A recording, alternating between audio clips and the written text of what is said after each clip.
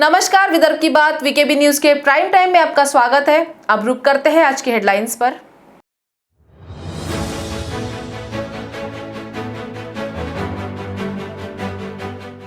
Fortune तेल के नाम पर नागपुर में बेचा जा रहा है मिलावटी तेल। तहसील पुलिस ने इतवारी के गोदाम पर छापामार कार्रवाई कर किया पर्दाफाश।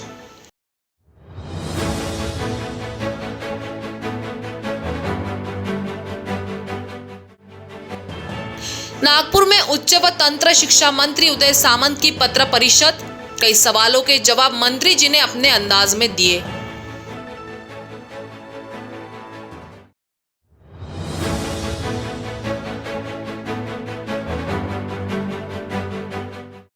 और विधायक टेकचंद सावरकर के अपमान का मुद्दा और गरमाया।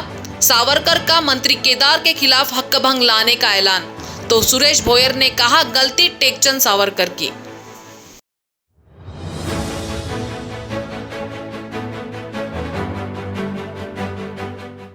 और अब खबरें विस्तार से।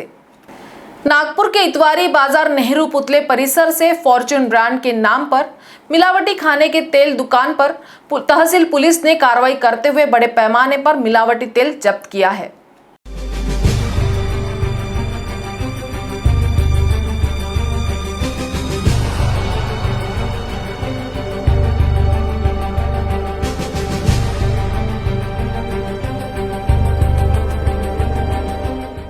खाने के नाम पर मिलावटखोरों ने हद ही पार कर दी है। क्या खाए और क्या ना खाए, इस बात से अब डर लगने लगा है। मंगलवार को जिस तेल को घर घर में पसंद किया जाता है, उस फॉर्च्यून तेल में मिलावट करने का बड़ा मामला नागपुर के इतवारी परिसर में सामने आया है, जहां बड़ी संख्या में फॉर्च्यून तेल का टिकर लगाकर मार्केट में बेचा जा रहा था।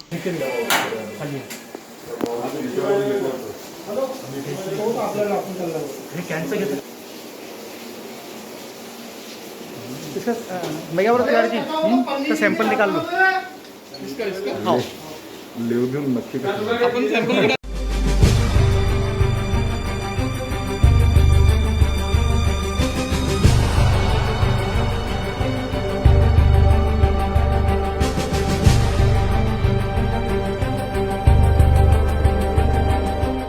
मंगलवार को इतवारी नेहरू पुतले के पास के तेल बेचने की दुकान में छापामार कार्रवाई करते हुए तहसील पुलिस ने फॉर्च्यून के नाम पर चल रहे मिलावटी गोरख धंधे का पर्दाफाश किया है। आमच्या अधिकाऱ्यांनी फॉर्च्यून कंपनीचे स्टिकर आणले आहे।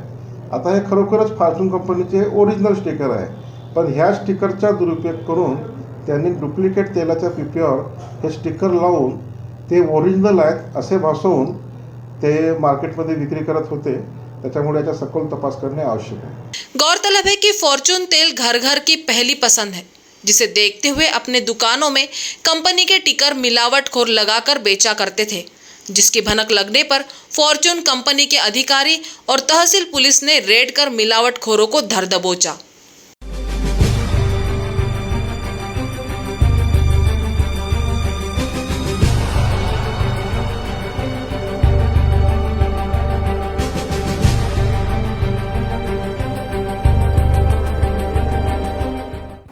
मंगलवार को नागपुर में उच्च व तंत्र शिक्षा मंत्री उदय सामंत की पत्र परिषद के दौरान पत्रकारों द्वारा पूछे गए कई सवालों के जवाब मंत्री जी ने दिए।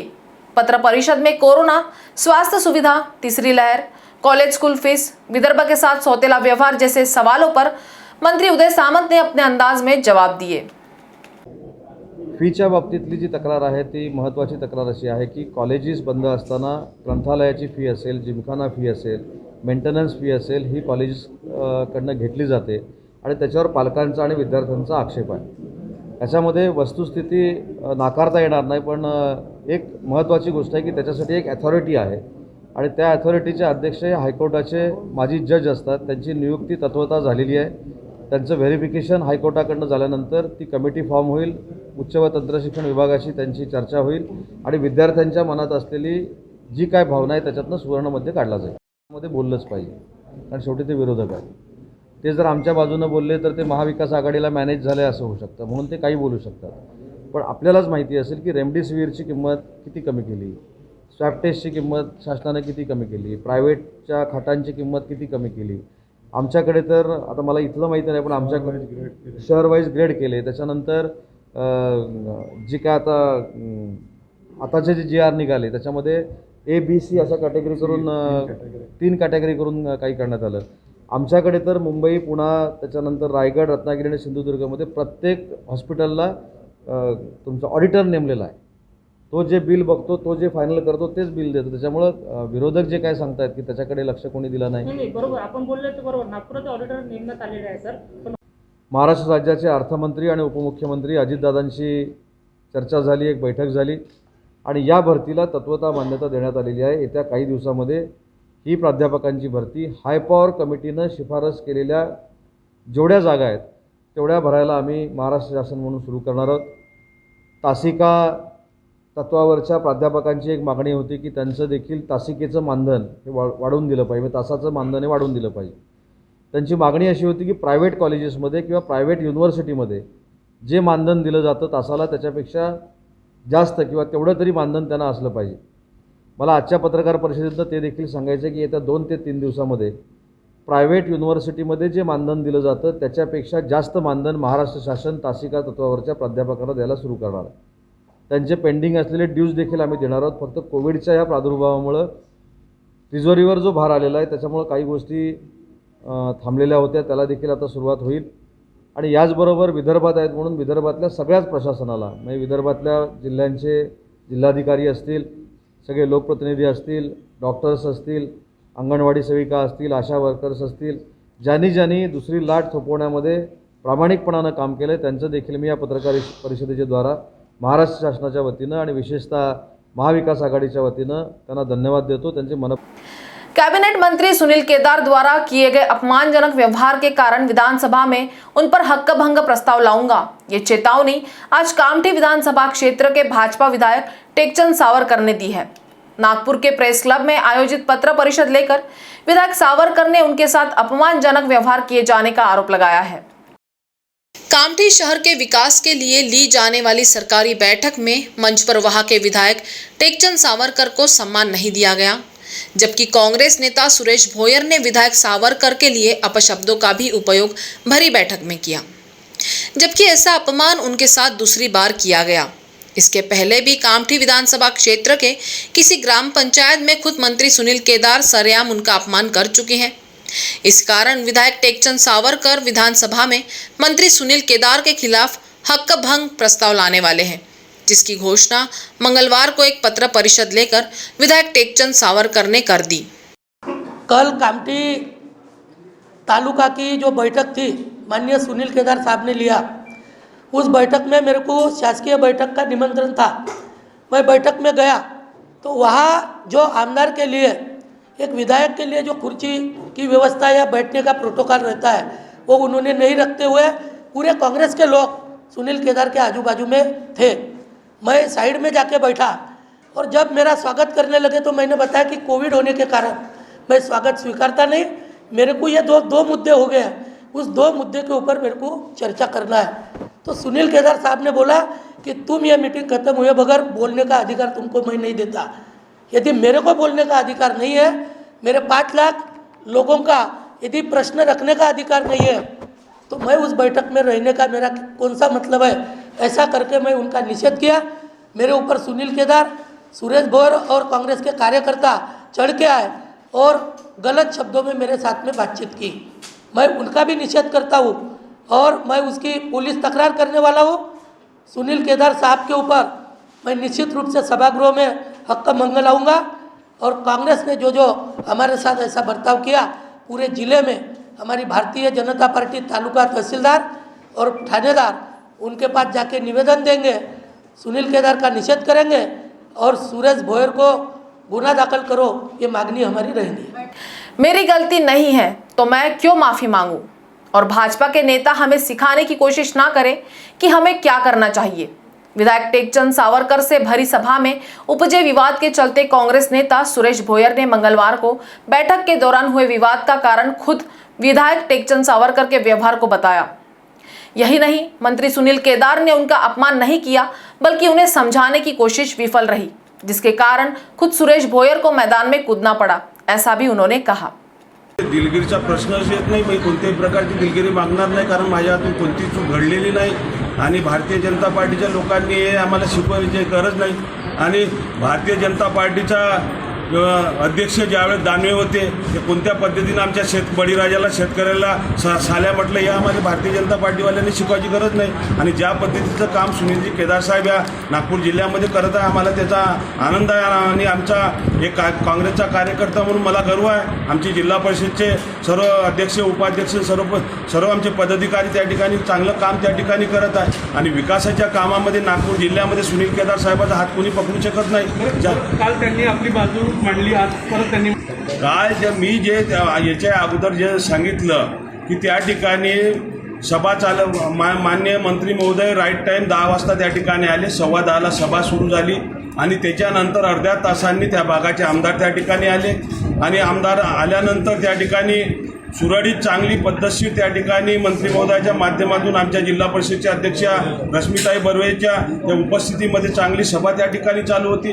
कामठी तालुक्यातली ग्रामीण भागातले जे सरपंच आहे, नगरसेवक आहे, आपल्या समस्या पाणीपुरवठा असन, बांधकामाचे प्रश्न आरोग्याचे प्रश्न असन, ॲम्ब्युलन्सच्या मागण्या त्या ठिकाणी झाल्या. व्यवस्थित चालू असताना त्या ठिकाणी त्या भागाच्या आमदाराचं स्वागत तहसीलदार आणि एसडीओच्या माध्यमातून त्या ठिकाणी झालं. प्रोटोकॉलप्रमाणे सर्व अधिकारी गेटवर त्यांना घेण्यासाठी त्या ठिकाणी गेले. आल्यानंतर 15-20 मिनटं त्या ठिकाणी सभा झाल्यानंतर मंत्री महोदय आमदार त्या भागाचे आमदार उठले आणि मला मंत्री महोदयाकडे मागणी केली की मी त्या ठिकाणी भाषण देतो. परंतु ती भाषणाची सभा त्या ठिकाणी नव्हती, आढावा सभा होती. तरीसुद्धा माननीय मंत्री महोदयांनी त्या ठिकाणी म्हटलं की सरपंच आणि नगरसेवकाचं बोलणं झाल्यानंतर तुम्हाला तुमच्या भागातल्या ह्या विधानसभेचे प्रश्न मांडण्यासाठी नक्कीच त्या ठिकाणी संधी देण्यात येईल. जे प्रश्न तुम्ही मांडाल आम्ही त्या ठिकाणी शासनाच्या माध्यमातून तुमचे प्रश्न त्या ठिकाणी सोडू त्या ठिकाणी. आणि एक वेळा नाही तर सुनील केदार साहेबांनी 3 वेळा त्या ठिकाणी त्या भागाच्या आमदारांनी सांगितलं की तुम्हाला बोलण्याची संधी त्या ठिकाणी आम्ही नक्की देऊ. परंतु आमदार महोदय त्या ठिकाणी कोणत्याही परिस्थितीमध्ये ऐकायला तयार नव्हते. ते जबरदस्तीमध्ये माईकडे धाव घेतली आणि त्या ठिकाणी आमची काँग्रेस पक्ष जिल्हा परिषदची आढावा बैठक त्या ठिकाणी शासनाने लावलेली ते बैठक त्या ठिकाणी उधळण्याचा प्रयत्न त्या भागाच्या आमदाराकडून होणार होता. एवढ्यात मी त्या ठिकाणी धावलो आणि त्यांना समजावण्याचा प्रयत्न त्या ठिकाणी केला की आमदार महोदय तुमचं हे शोभा देत नाही, ह्या भागाच्या विकासाच्या कामासाठी हे बैठक आहे आणि आपण त्या ठिकाणी चांगली भूमिका त्या ठिकाणी घेतली पाहिजे. म्हणून थोडीफार बाचाबाची त्या ठिकाणी नक्की झाली, परंतु विकासाच्या कामामध्ये चांगलं काम त्या ठिकाणी होणार होतं. कोणत्याही पद्धतीची शिवीगाळ केली नाही. तुम्ही त्या भागातले पत्रकार, कामठी तालुक्यातले पत्रकार होते, व्हिडिओ क्लिप त्या ठिकाणी उपलब्ध आहे. मी कोणताही अपमान त्या ठिकाणी केलेला नाही. मला लोकप्रतिनिधी म्हणून मान सन्मान मला सर्व समजते, कारण मी त्या पदावर राहिलेलो आहे.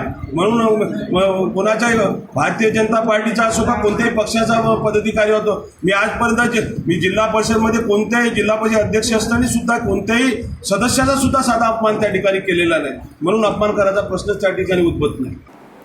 आशा वर्कर्स और गट प्रवर्तक अपनी विविध मांगों के चलते मंगलवार से राज्यव्यापी हड़ताल पर चले गए हैं, जहां नागपुर के संविधान चौक पर मंगलवार को संगठन द्वारा प्रदर्शन किया गया.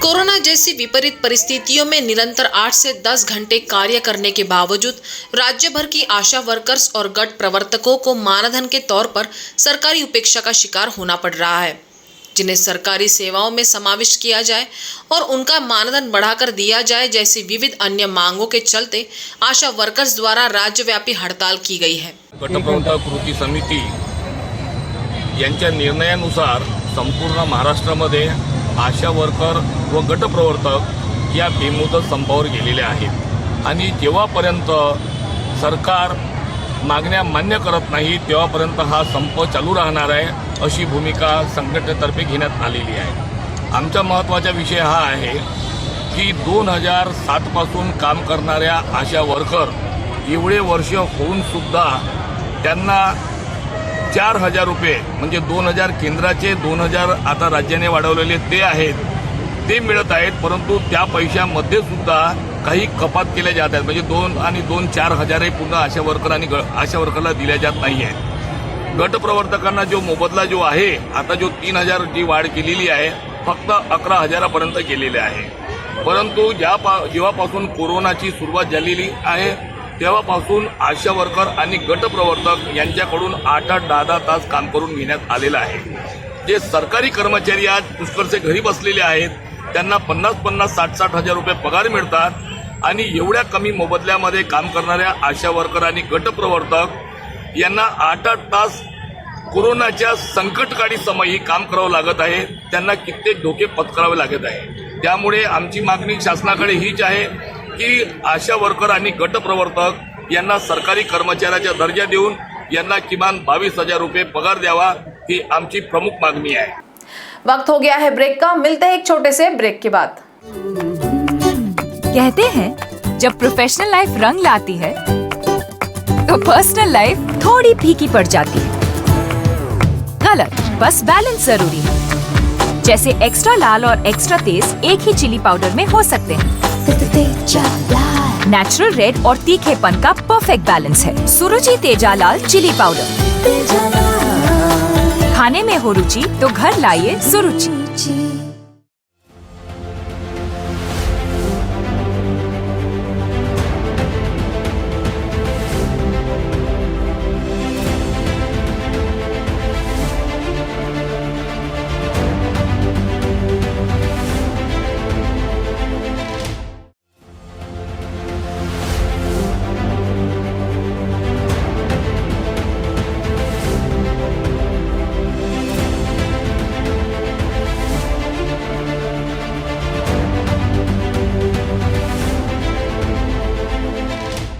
ब्रेक के बाद आपका स्वागत है.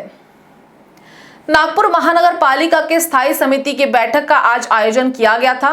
इस दौरान कुछ महत्वपूर्ण विषयों को मंजूरी प्रदान की गई, जिसकी जानकारी मंगलवार को स्थायी समिति अध्यक्ष प्रकाश भोयर ने पत्र परिषद में दी.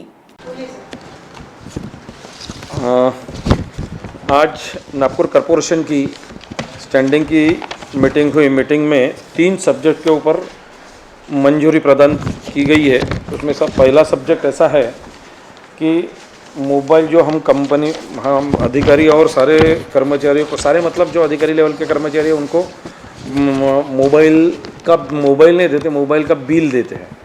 वो 150 से लेके 170 तक ऐसा कुछ बिल आता है, वो कंपनी के लिए मंजूरी दी है. और दूसरी बात, ये कंपनी है, दूसरा सब्जेक्ट ऐसा है कि 12 STP के प्लांट्स का टेंडर हो चुका है. वो उसकी फाइल मंजूरी हो चुकी है और वो हमने वर्क ऑर्डर उसका बहुत जल्दी होगा और एक नया प्रोजेक्ट अपने नागपुर सिटी में वो आएगा. उसी का पानी, मतलब जो STP में शुद्ध पानी होगा वही पानी वो गार्डन में यूज़ होगा. और तीसरा सब्जेक्ट ऐसा था,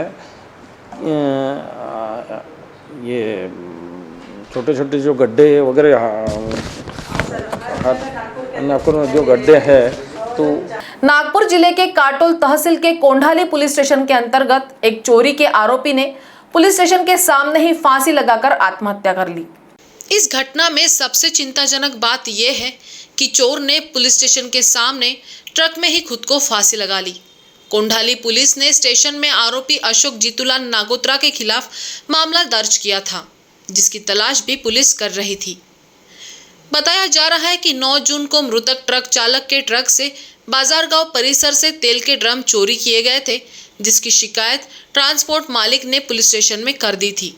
तब से लेकर अशोक नागोत्रा की तलाश पुलिस को थी, लेकिन आज पुलिस स्टेशन के सामने रखे ट्रक में अशोक ने खुद को फांसी लगा ली. पर्यावरण की रक्षा के लिए वृक्ष परंपरा का जतन करें, ये आह्वान नागपुर शहर के महापौर दयाशंकर तिवारी ने किया. नागपुर महानगर पालिका में वृक्षारोपण किया गया. इस दौरान नागपुर के प्रथम नागरिक के तौर पर वृक्षारोपण के प्रति जन जागरण करते हुए वो बोल रहे थे.